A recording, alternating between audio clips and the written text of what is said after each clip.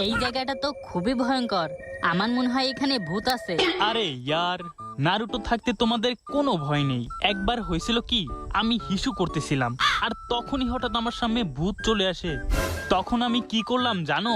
আরে বোকাদোচা, না বললে জানবো কিভাবে? তখন আমি বলি, এই ভূত এখান থেকে চলে যা, না হলে কিন্তু আমি তোর গায়ে মূর্ত বিসর্জন করে দেব।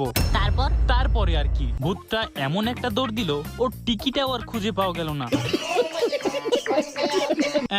ভূতের কথা শুনে আমার একটা জিনিস মনে পড়ে গেল।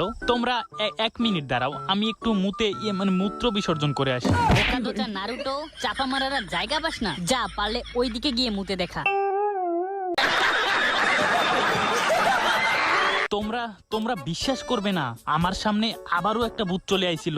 তখন আমি কি করলাম জানো? চুপ বোকাদোচা, তোর চাপাবাজি বন্ধ কর।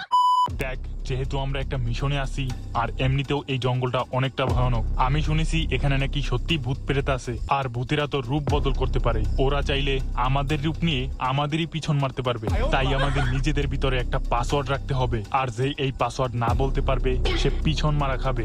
কিন্তু কি পাসওয়ার্ড রাখা যায়? আমাদের পাসওয়ার্ড হবে তোর নানির খালিঘর, সবাই নারুটোর পিছন মার।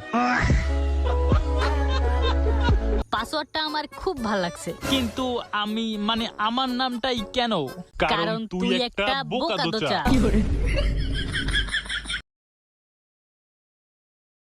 তো এটা সেই জঙ্গল যেটা পার করতে পারলে আমি জঙ্গলে মঙ্গল করতে পারবো।